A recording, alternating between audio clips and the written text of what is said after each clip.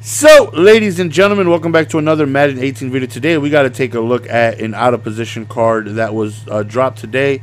A limited out-of-position card that looks fantabulous. Now, you guys know I've already voiced my displeasure about this program. Not a fan of the out-of-position players. There's some of them like are pretty good, but I don't even want to get because I feel like I'm just kind of going along with, hey, this promo's pretty good. Let me, key in on some of these players. I just not a fan of it. But every once in a while, I don't give a damn if I'm a fan of it or not. The card is glitchy, and I just gotta, get the card because I feel like it's gonna help me win games. Ed Reed is that, which is why Ed Reed is on my defense. 91 speed, 91 zone coverage at linebacker. That's really good, and I definitely can use him in different facets of my defense. And today they dropped another one. And we're going to go ahead and take a look. And it's cornerback Randy Moss. Yes, that is correct. Cornerback Randy Moss. Let's go to a program. Let's go to 0 out of position right here. And we will go ahead and we will take a look. And we will see that this card, it looks pretty glitchy. First and foremost, we all know what Randy Moss is capable of, right?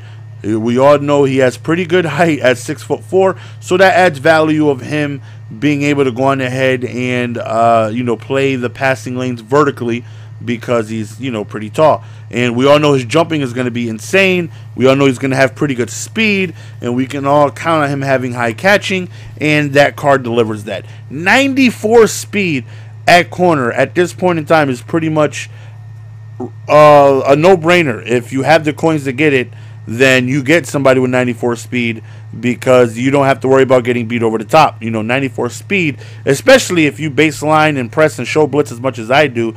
And with baseline being broken, where if they come out in like a spread formation or whatnot, then you will definitely notice that sometimes your outside corner will line up. It's always on the long side of the field too. So if you're on the left hash mark, it's always going to be on the guy all the way on the right side of the field, and vice versa, to where they kind of line up 5 yards inside and giving that guy all the way to the far, near the sidelines, just pretty much roam where he can just go straight up and there's nobody in front of him to kind of bump him or deal with him or anything like that. So 94 speed, I feel like I don't even have to worry about that. He has the speed to pretty much catch down, chase down, run all the way back, and be able to defend the pass. At least that's what I'm hoping for. You take a look at what this card has. Obviously 94 speed, 6'4", that's amazing. 86 press, 91 agility, 93 man coverage. Not too many people really use man coverage. It can be effective at times, but you have to mix it in. It is not a defense where you can constantly be in and expect to lock down in it.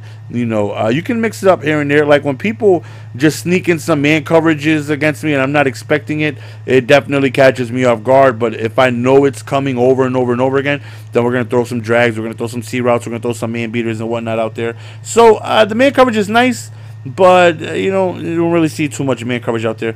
The zone coverage, though, we all know the meta is 91 zone coverage. This card has 89, and unfortunately, he doesn't have a defensive chemistry. He has an offensive chemistry, which is go deep. So you're unable to go on ahead and get him to 91 zone, which we all know is the glitchy zone coverage to have them really react and play out of their minds. And the only way you can get that is by having Motivator's Honey Badger, who adds +2 zone coverage, and that would bring this card up to 91. Even if you have John Madden coach, that only brings it up to 90. So the only way you can get 91 zone is with Tyrann Mathieu. But 93 catching, flat out disgusting. You can count on him to where if it's thrown towards, and again with tip drill, which adds on to his glitchiness, if it's thrown near him, if he puts his hands on it, he's pretty much a safe bet to come down with it. I mean, you really, really dissect this card, and it looks pretty damn good. Extremely high catching, really good awareness, acceleration, great speed, and not to mention, he has his 95 jumping as well. So you definitely can count on him on going up and making plays on the ball. Especially if you set your defense to play ball, which everybody should. You should never have it on anything else unless it's like 4th and 20. And the only time I suggest anybody switching it off of play ball to SWAT is if it's like 4th and like long, or if they're going for it on their side of the field and they throw like a deep pass, and you ever been in a situation where they kind of like intercept, and like, damn it, man, if they just, like, why'd you intercept? You cost me 30, 40, 50 yards by intercepting the pass, because we would have great field position. In those situations, you put it on swap. That way they can just bat the ball down and you have great field position. But other than that, you definitely want play ball. And matter of fact, let me take a look at his traits, because I wonder if I have no idea if his play style in air is on aggressive, balanced, or conservative, which definitely makes a difference. Because I feel like when you put a conservative guy on aggressive, it does help, but he's kind of playing out of his element a little bit. Plays ball in air, balance. Okay, so that's not too bad. On aggressive, he's definitely usually gonna try and go for the pick instead of going for like the bat down or anything like that. And he does have his offensive stuff, so his elusiveness, his juking, his spinning is extremely high. 91 spin move, 91 juke move. Just when this guy gets an interception, it's going to be very difficult to get a hand on him, because you're going to have offensive guys trying to tackle him. And his juking, his speed, his elusiveness, his spinning is really, really, really going to make him what I would like to think glitchy. So when I did the components, right, and I really thought about, is this a card I feel like will better my team? And to me, absolutely no brainer. His speed, his jumping ability, his him having tip drill, him being able to when he does make a play on the ball, be damn near, just take a look at everything he has to offer with all his tools to get away from the tackles is just crazy, man. Definitely crazy. Take a look at his block shedding, his power move, his finesse move. Now, this is not a guy you want on the field if you're facing somebody like me, because I will run, and if I see Randy Moss out there, I will literally target his side. You guys know, like, beginning of the year when when Reggie White, apologize for butchering your name, I feel bad, when the God may he be resting in peace right now, when he was out there and there wasn't really a right guard to handle him, I literally would not run towards the right, because he's a difference maker. He block sheds. He's very difficult to contain, play in and play out, and I just didn't want to take the chance. If I see Night Train Lane, I try to avoid that unless I know I have a tight end out there to try and handle that matchup, because if I have an OBJ out there trying to block Night Train Lane, odds are it's going to go in their favor more than mine. If I see you with Randy Moss, I'm attacking him every single time. I'm going to run directly at him, and I would like to think that I'm going to have pretty good success doing so. And when I'm on defense, I know not to have him on first down out there in a run-stopping situation. If somebody's run heavy, this is not the guy to have out there to, really think he's going to make plays on the ball. On the ground, because of his block shot, all that stuff is too low. But, it's catching traffic is glitchy. His back catch is glitchy. He's just going to be a monster on the ball. So we actually have him, and we're going to go ahead and take a look at his stats all souped up.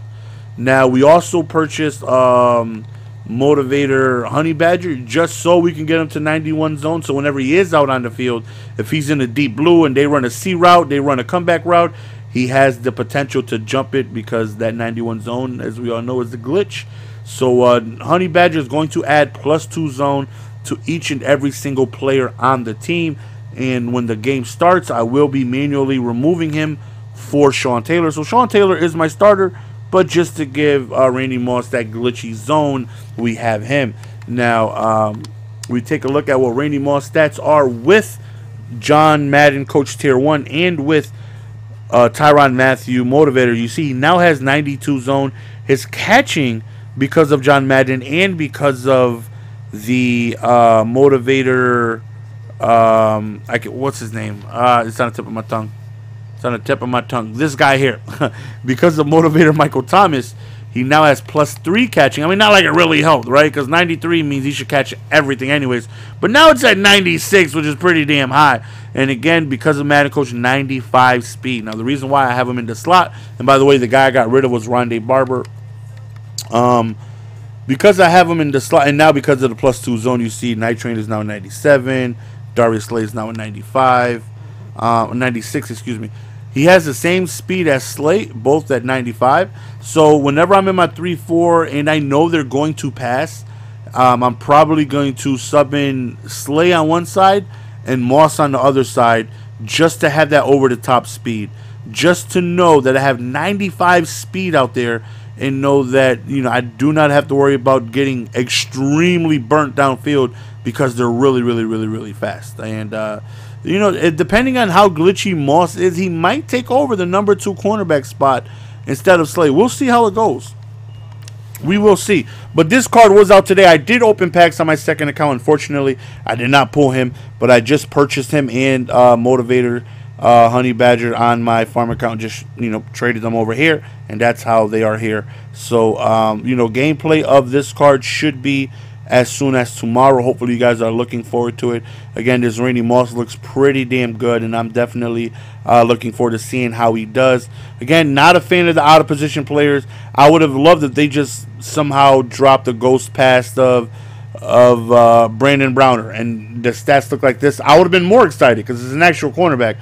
So again, not for the out of position players, but got to see how this card does, because it can definitely, it looks like it can make a big difference of getting beat over the top, of him making plays with his verticality, of him being 6'4" with his 90 some odd jumping, him having tip drill as well. It looks too good to be true, right? So hopefully he plays as good as I'm hoping him to, and if he does, then it's a good pickup. Again, out of all the OOP players, you know, I just went with Ed Reed and Randy Moss. Out of everybody else, it's kind of Again, not a big fan of the promo, but you know, it is what it is. This card looked really, really good, so I wanted to try him out. So we'll see how he does.